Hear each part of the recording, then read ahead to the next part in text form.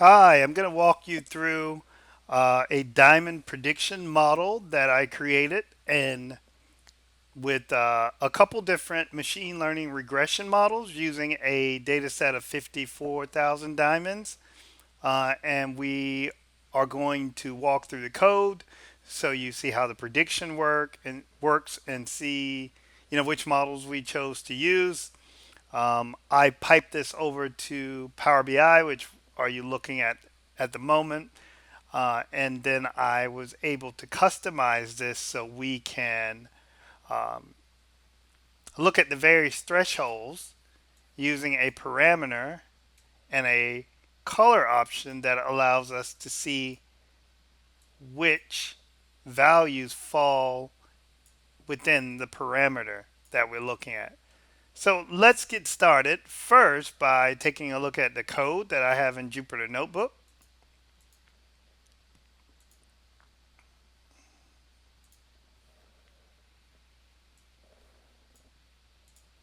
So the first thing I'm going to do is load in the dependencies. So I've loaded in NumPy, Pandas, which is our data manipulation library. NumPy allows us to do linear algebra. I've loaded in a random forest regressor, a linear regressor, a lasso regressor, and a k-neighbors regressor. So those are all the models that I'm going to attempt to see which one gives me the best result. Then I'm going to be using train, test, and split to split the data into a training set and a test set. I'm going to be using some pre-processing libraries like standard scalar, one hot encoder, but I think we're going to use pandas get dummies, which does the same thing. sklearn metrics, which I'm going to be using mean squared error, and then I'm going to be using numpy to turn that into a root mean squared error as my measure of model success. Then I'm going to be bringing in Seaborn and Matplotlib to do some visualization. So I'm bringing the next line. I'm bringing in my data set as a CSV, and then we can take a quick look at the data set here by just using the head function on df. So I've read the CSV in using the variable df. I used a data frame function called info to see if I had any null values and what the data types were. So you can see we have one, two, three, four categorical or string features, and the rest of them are numerical. So I can run a df.describe function to see what my statistical summary metrics are for all of the numerical numbers.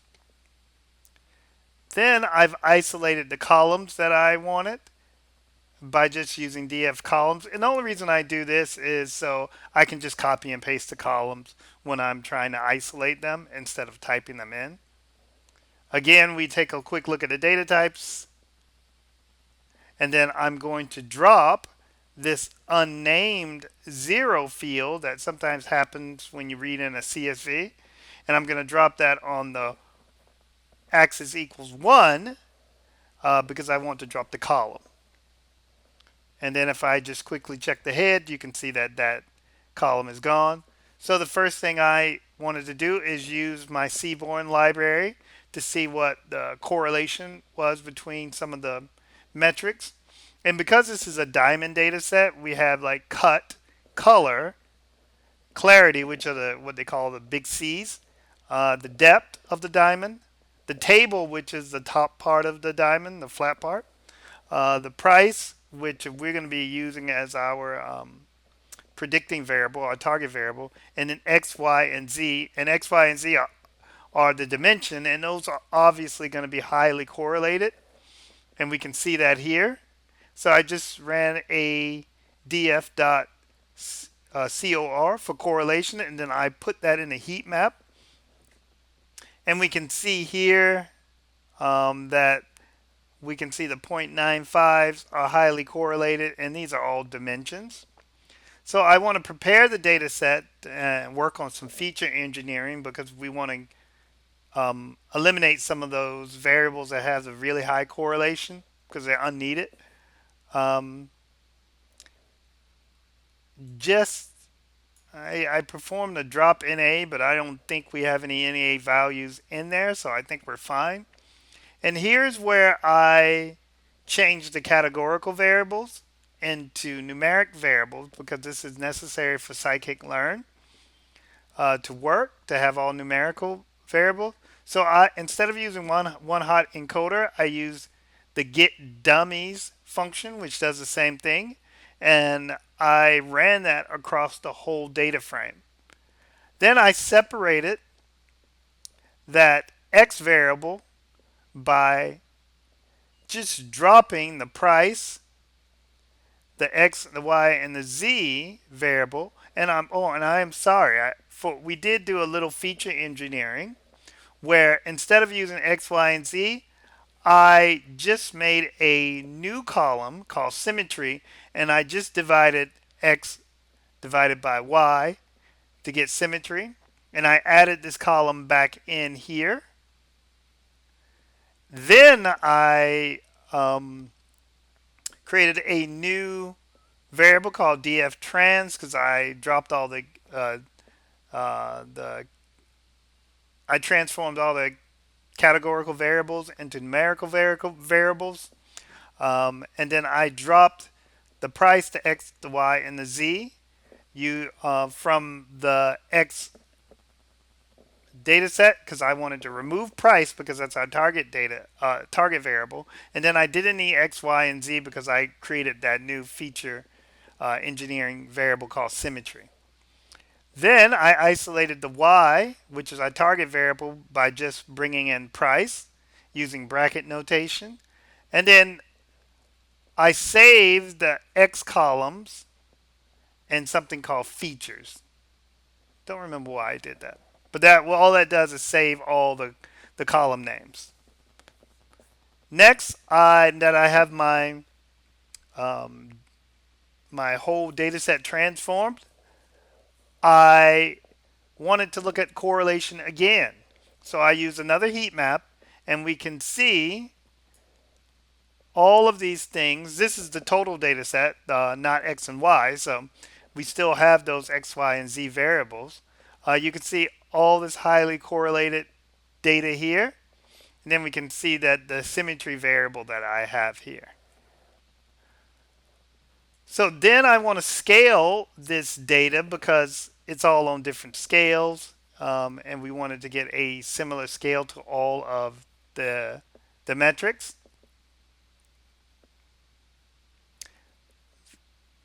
Then I did that by using standard scalar, and I fit the data and transformed it just by passing in the x variable.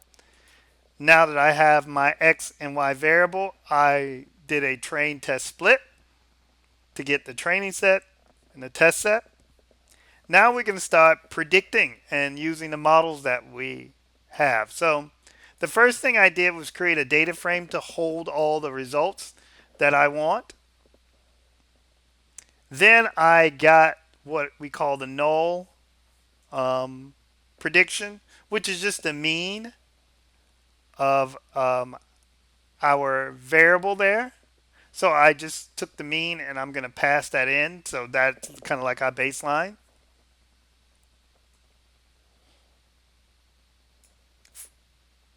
That's the mean of the target variable y. Then the first model that I use is a KN regressor. And I brought that in. I'm using 7 for the nearest neighbor variable. And then I fit that data to the x and y variable. And then I made a prediction and saved that to ypred using the KN variable. We did the same exact thing for random forest. We did the same thing for a simple linear regression. So just by bringing in that model, fitting the x and y variables, and then predicting, we did the same thing for lasso. And then I saved all of this into the data frame that I built at the top. And then for my measure of success, I'm using root mean squared error, um, which is in the values of the actual y variable. So if diamond price is $6,000, we can see how far we're away from that. So the root mean squared error is here in these models, and we can see which models perform the best. KNN and looks like Random Forest did a good job. You can see here's the null variable, that's our baseline. So I think we'll just use the KNN variable because although it did the same as Random Forest, I'll just use that one. Then I wanted to visualize what I want this model to look like and what I want it to communicate to the end user. So I created a scatter plot,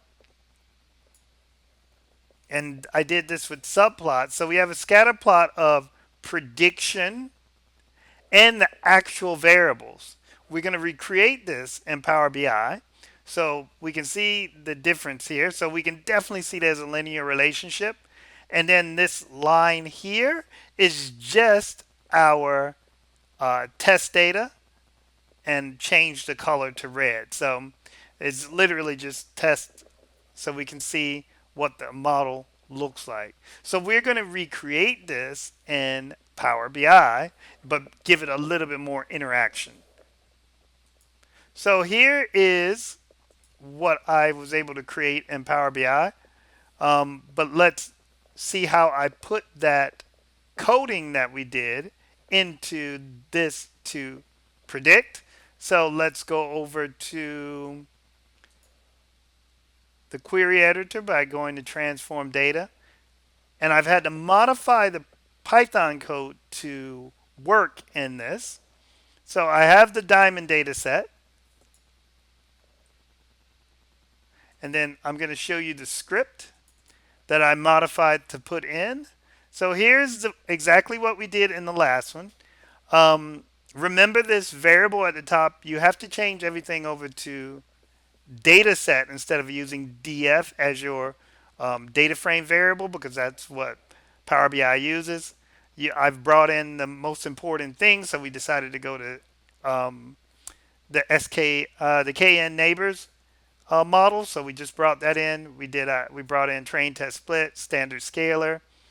Um, I dropped all the columns to get my x variable again, and then I've ran the get dummies on that. I isolated my target variable by just bringing in price. Use standard scalar. Then perform the train test split. Fit the data to the X and Y train. And then instead of just predicting the test variables, I did a prediction on all of my data set because I know the model was good from um, the previous Jupyter notebook. So I ran that on all of the diamonds and all of the data set, and then I created a new column called prediction. So if I go down here, we can see that I have a whole new column called prediction here. And this is going to be a prediction of each one of the variables. So if I just close that, and I created an index here just to be able to identify which diamond is which. So I'm going to close that. Um, so we have our predictions on the bottom and our price. It doesn't matter if you flip the two. Um, I did create this threshold that we see that allows me to change the error. So let me walk you through how I did that.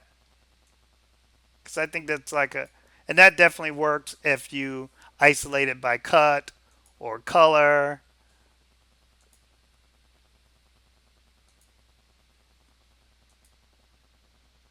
So you can definitely see how everything is affected. So let's look at our fields. Here's the diamond data set that I have. So the first thing, this is a parameter. I've made this with a what if parameter. And what that does is it creates a new table for you. And then you're allowed to put a parameter in here. So I'm going from the default is 0 and it goes all the way up to 5,000 and then it goes in increments of 100. You can see there. And that's connected to this thing called error threshold. And all that is the parameter that is created there. The prediction error here is just the average of the price minus the prediction. And the way I did that was just go over and use average X to go down the whole table and minus prediction minus price to get the average. The next thing, we just brought in these categorical uh, columns and created filters. This is a total sample. So let's see how this was created. This is using a difference variable. So if I look at the visualization here, I just made a new column called difference so I could see what the difference was in the tooltips. So that all that is predictions minus the actuals. And then I created the index column so we have this level of detail.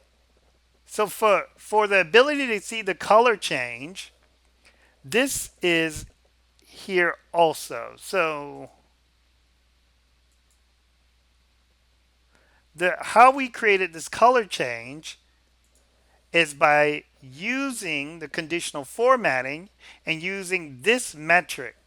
So what this is saying, if the difference, which is just the prediction minus the actuals, is greater than our parameter or less than our parameter, give me yellow. And it's less than the negative parameter so that we can have the symmetry here. So it's looking at what's above 500 in terms of difference and what's below negative 500. And that allows us to give us that column of information. And all I had to do is go over to this visual, click into our colors, data colors, and then use the function here, and then bring in the field value, which is the color change DAX that you just saw there. And that allows us to dynamically highlight the variables based on that negative parameter value there. I'll definitely put this in a GitHub repository so you can download it. I also have the code in the, and also if you have any questions, please don't hesitate to ask. Please subscribe, and I hope that added some value. Thank you.